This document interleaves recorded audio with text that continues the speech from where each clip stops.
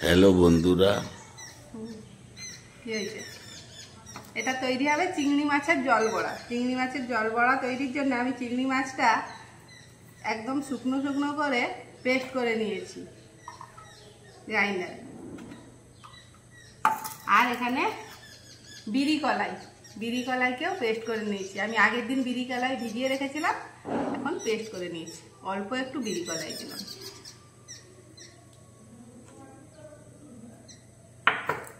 এবার দিয়ে দেবো পরিমাণ মতো নুন, আর দিয়ে দেবো ঝালের জন্য লঙ্কা গুঁড়ো। এবার এটাকে ভালো করে মাখিয়ে দেবো।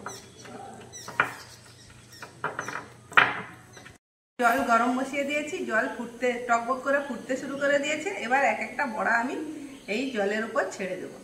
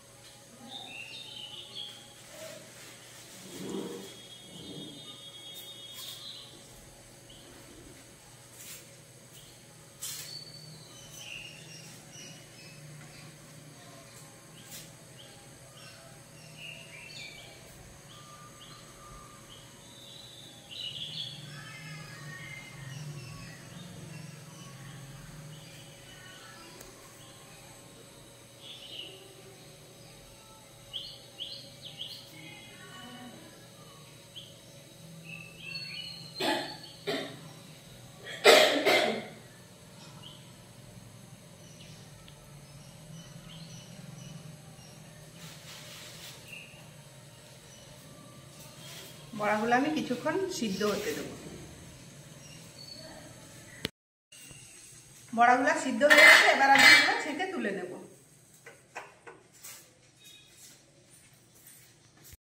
কড়াতে আমি সাদা তেল দিয়েছি, তেলটা গরম হয়ে গিয়েছে। এবার আমি টুকরো করে রাখা আলুগুলো ভেজে নেব।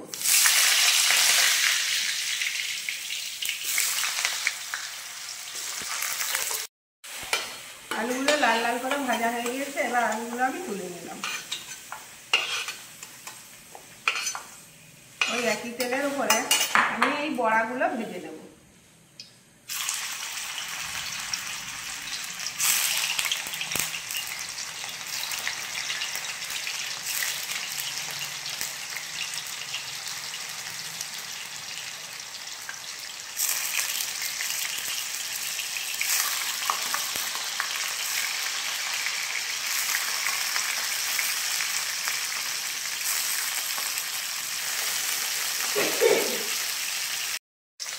বড়াগুলো খুব সুন্দর করে ভাজা হয়ে গিয়েছে লাল লাল করে।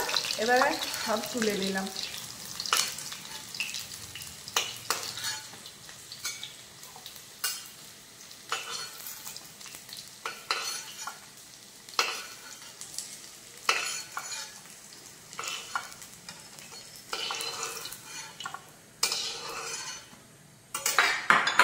ওই তেলের উপর আমি দিয়ে দিলাম গোটা গরম মশলা, দুটো ফাটিয়ে নেওয়া এলাচ আর দারচিনি।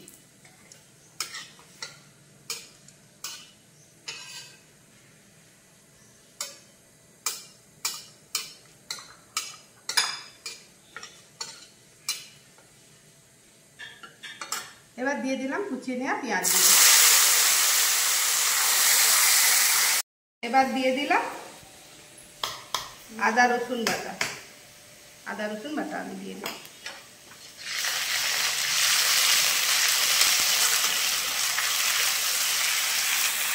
কষানো হয়ে গিয়েছে, এবার একটু জল দিয়ে দিলাম। দিয়ে দেবো পরিমাণ মতো নুন, ধনে জিরে গুঁড়ো, হলদি অল্প পরিমাণ দিলাম, দিয়ে দিলাম লঙ্কার গুঁড়ো।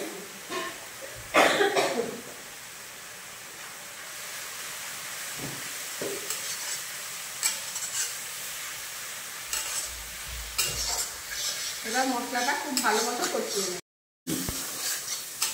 মশলাটা খুব ভালো মতো কষানো হয়ে গিয়েছে, এবার দিয়ে দিলাম কুচিয়ে রাখা টমেটো।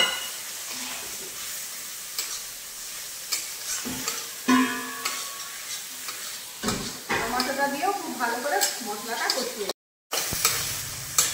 মশলা খুব ভালো মতো কষানো হয়ে গেছে, এবার দিয়ে দিলাম ভেজে রাখা আলুগুলো দিয়ে একটু কষিয়ে নেব।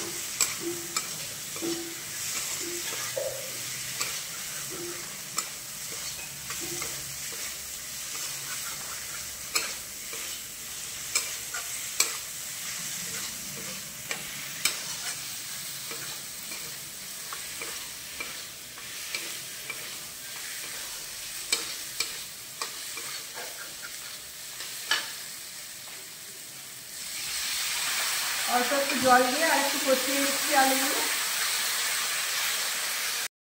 এবার দিয়ে দিলাম নারকেলের দুধ।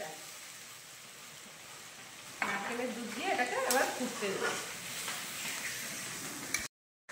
এবার দিয়ে দিলাম ভেজে রাখা বড়াগুলো।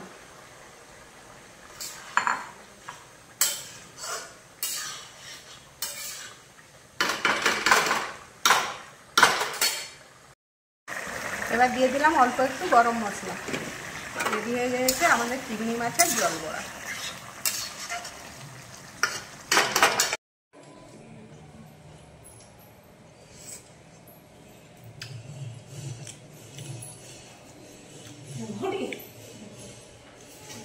এটা কি?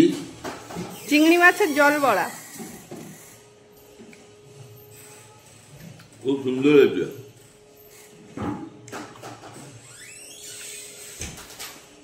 বহু সুন্দর হয়েছে।